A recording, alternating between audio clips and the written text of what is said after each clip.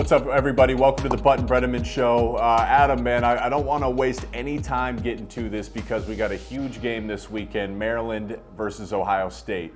And I wanted, before we get into the game, I just wanted to paint the listeners the picture. What's the difference between practice this week versus practice on any other week? Every coach says that every week is the same, right? Every single coach you hear want to know every week. We treat every game the same. The non-conference games are the same as the in-conference games. But we all know that the feeling around the building in these big weeks is just a little bit different. It feels a little bit different. The intensity is a little bit higher. The great programs like the Michigans, like the Penn States, like the Ohio States, and the up-and-coming ones, they do a great job of having the process the same all the time.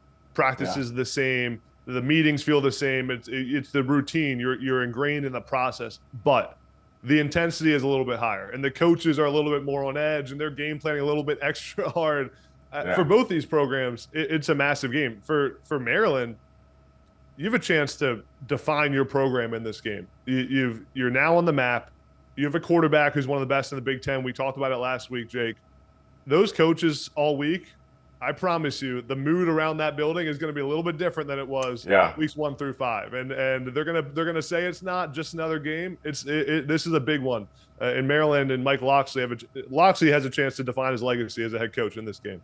Yeah, you used a good word, the mood around the building, because in a sense it doesn't change that much. Like the structure is still the structure. Tuesday practice is Tuesday practice. Wednesday's Wednesday, Thursday. But the emotional aspect is a big piece of these kind of weeks. When you're going through a week like this with two excellent opponents, a big-time matchup, I think you go through your meetings and you know, hey, there's a couple plays that are installed that you say, hey, we really feel good about this play. We feel we're going to have a big-time play action and hit them up over top, and that's going to open the game up. So there's like a belief part of this that you're trying to instill into your team throughout the week. So when those plays hit in practice, it's like, okay, cool, yes, we got a great plan in. If you're missing on those plays too, though, then there's the challenge to still make sure your team believes going into the matchup. I think the belief and the emotions are the biggest piece of a week like this. When you think about this, and give me, you said career-defining moment for Maryland. How about for Taulia Tagovailoa, though? I mean, he's one of the most decorated quarterbacks in the Big Ten Conference. What have you seen from him this season, and what does he need to do specifically this weekend? Yeah, it's a great point. I mentioned Maryland and Mike Locksley. This really is a big moment for all those guys, including Tagovailoa. He's had so much success in his career, but he hasn't yet had a moment like this where he knocks off one of the big boys and puts his program on the map in a national stage. Maryland hasn't lost a game, has played really good, not in the top 25, in the AP top 25. So a little bit of disrespect I think they feel nationally. Tagovailoa has taken care of the football. The most impressive part is how he can create with his legs and how he understands Locksley's offense. They seem to be so in sync from a play caller to quarterback standpoint. Those two, they've been together for a long time. Tagovailoa needs to play within the system, be himself, not turn the football over. We talk about it every week. The turnovers are a direct correlation to winning and losing. He needs to take care of the ball and distribute to his playmakers. I do think that we'll see Maryland take some shots early in this game and try to win it. If you're Maryland, no one's really expecting you to win this game. It's a career-defining game, but also it's really only career-defining if you win. If you lose, everyone expects you to lose, right? But you have a chance to shock the world and beat Ohio State. So you're going to take shots and take risks. I think the coaches in game planning all week will be game planning for these early shots. If you get a second and short early in the first drive or the second drive, like taking that shot down the field and letting Tagovailoa try to get some major confidence early in this game. And for the coaches, so much of this is for Maryland coaches convincing their players that they can win this game and convincing them. It's funny, the two ends of the spectrum. I remember being on programs at Penn State, even at UMass from my time there, when we're playing the big dogs and the coaches are kind of showing you tape, convincing you that like you're as good as these guys. And I think that's probably what Mike Locksley is doing with Ohio State, is showing them their defense and saying, we can score 40 on these guys. We can score 35 points, and convincing his players to have belief in themselves. And then for Ohio State, it's the opposite. It's Ryan Day telling his team, like, Maryland's one of the better teams in the country. Their quarterback is elite. Like, we better come up to be ready to play on Saturday. Yeah. So Tagovailoa has a chance to make some noise, and I think the game plan from Loxley and his staff is going to be, one where we'll see them take a lot of shots and try to win this game, not just get it to the fourth quarter in a close game.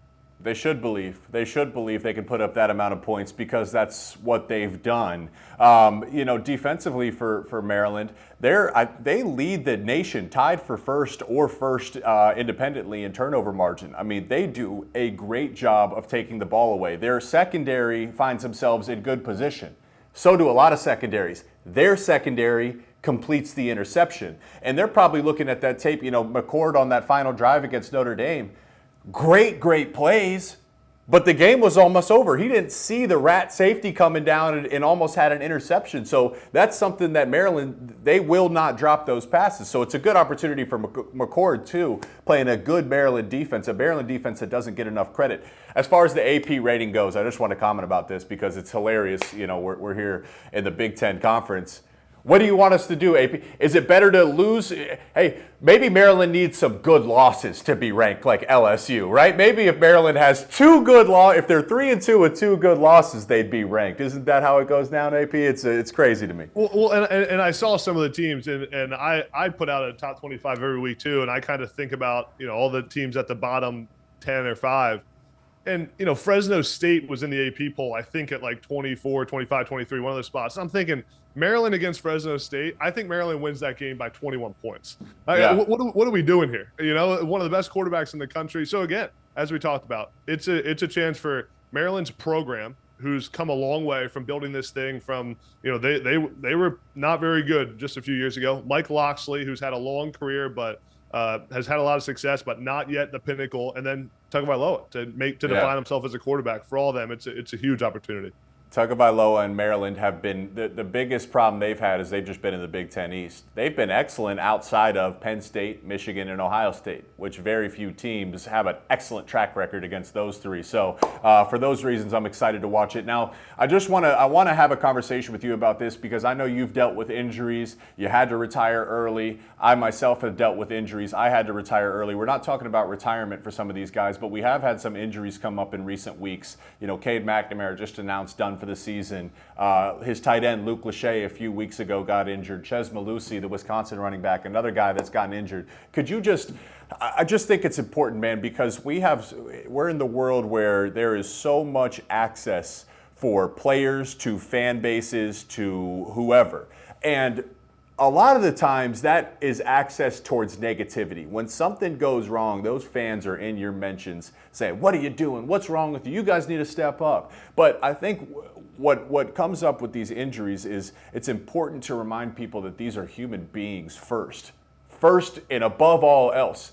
Football is part of something you wear on your sleeve, but you're a human being first. And these injuries, to me, it was never about the physical. It was always the mental. And those things go hand in hand because to get support from those outside of yourself can really be a huge help in your road to recovery. Would you agree with that? What were some of the challenges with your injuries, and what do you think fans need to know that these guys are going to be going through? There's a ton of challenges. You and I have both been through our fair share of injuries, knee injuries, shoulder injuries. I mean, we've had a bunch, and I think the number one thing is that it's as much mental as it is physical. When you get hurt and you tear your ACL, or when you have a compound fracture in your leg, like we saw from Luke Lachey and Cade McNamara and these guys who are great players that are kind of hitting the peak of their career. Cade McNamara making his comeback story known at Iowa. When you tear your ACL, you don't just get hurt physically. You get hurt mentally in that moment too. You get hurt from a self-confidence standpoint, from a belief in yourself standpoint. I remember when I was hurt at Penn State missed almost 2 years in a row with a left knee injury. There were moments, Jake, where I didn't even want to go into the football building that week because you feel like you're almost wasting a scholarship spot. You feel like these coaches believed in me. They took a chance on me. I'm supposed to be a prominent part in this team, and I can't get healthy. I mean, we talk about mental health a lot. I remember, Jake, having anxiety, like to go into the building when I was hurt. Like I didn't even want to be around it because you're just like, you don't feel like you're really contributing anything, and it takes a toll on you mentally. You know, I was also young at that time. And I think as I got older, you start to kind of have some more confidence, some more proof of who you are as a player and a person. So for McNamara and Luche and these other guys that we're seeing, it's going to happen. It's football. We're going to see more and more injuries. And the important thing, one, is having support from your teammates and your coaches and understanding that you can still have a role in this program even though you're not on the field. Cade McNamara's leadership and his wisdom and his experience in college football is needed in that Iowa program right now, even though he's hurt. He needs to be around and needs to be around that quarterback room and needs to help them through the gauntlet of their schedule here in the second half of the year. So there's still lots of ways to bring value. It took me a while to learn that. And I think the other way you can bring tons of value as a player that's hurt is by being positive all the time, like having that positive energy when you're around the locker room, when you're around your teammates, because when those players who are going through tough practice every day and you know, they may have a big loss and have to bounce back, when they see Cade McNamara or they see Luke Lachey or they see one of their star players who's hurt, missed the year, down bad, being the positive guy in the locker room, that's contagious to the rest of the team. So I think I would encourage those guys to find the way to be positive and still bring value to your program, and fans and their teammates and coaches need to be supportive and positive with them throughout the journey.